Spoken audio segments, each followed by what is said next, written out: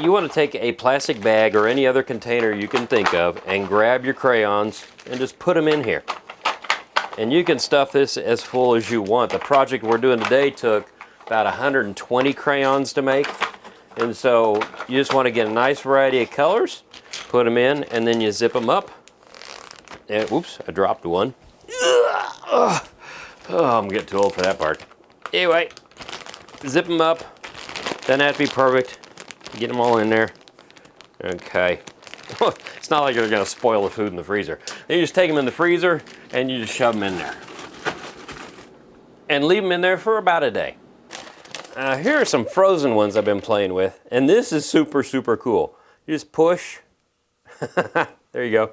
And look, it slides off. That is really, really neat. As a matter of fact, these slide off so easily, you wind up with beautiful little tubes. And I gotta tell you, after doing a bunch of this, I wound up with all these.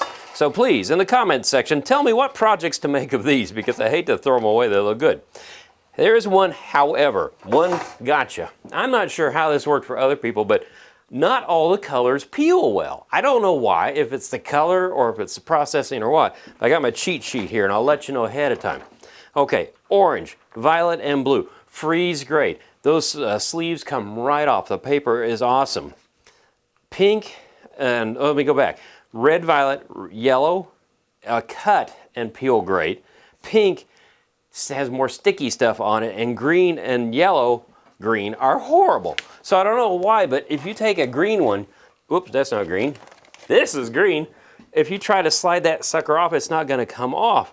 So the only thing I could figure out how to do is my wife and I spent hours with a razor blade. And you see the Crayola right there? You want to cut to this side of it because there's a seam on the other side. And let's see if I can do this without cutting myself, because I did not cut myself at all when I'm doing this. But you just take a peel all the way down like so. And then you try to take the paper off. This is where green gets horrible. Look at that stuff that's left on there. That's the glue. So I guess this is a lot different than the crayons we had as kids, where the paper came off real easy and you could eat this stuff. But anyway, what you have to do is get that off there, because I have a feeling that in the melting process that wouldn't be any good. So that's the only time-consuming thing that really drove me crazy, was getting these peeled off. But once you have a bunch of them peeled off and ready to go, you want to get yourself a pan. A cake pan would work, and this is just a little cheapy one I bought at Target. And so the neat thing was it worked out to the right size, because I can take this and snap it perfectly in half, or close. You're never going to get perfect. And just start setting them in here. So what I did was I would go ahead and do a bunch of one color. So we'll take the green out of there for right now. And I would just snap a bunch of blues.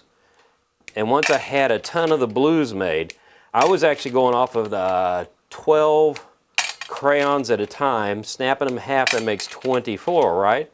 So once you get those like that, you take them and you kind of make a little stack of them. So it's easier to do this when you have two different bowls. But I would kind of wad them up like this, to where they're all in order, standing nice like that. And so I would build them up and make a little bundle. And then I'd come back and make a bundle of red, and then a bundle of yellow, and a bundle of pink, and build this up as I go. It wants to fall over on you, so you got to keep it kind of tilted as you do it. But once you have this whole thing ready, you take this wonderful little thing, and you put it in the oven. Now, the melting point of crayons is just about 150 degrees or a little bit less. So you need to put this in the oven, and what worked best for me was an oven that was at 200 degrees. The pan was right on the middle shelf, and I let that go for about an hour. And one thing you'll notice, you'll know when you're about ready to be done, is when you look inside, you're going to see the crayons start to melt and they fall down and stuff, and then they're going to run a little bit on the top, but inside on the bottom they're not melted yet, so you got to let it keep going. You'll start seeing bubbles coming up to the top. When the bubbles come up to the top, that's the space between the crayons at the bottom, so you know you're releasing the air finally.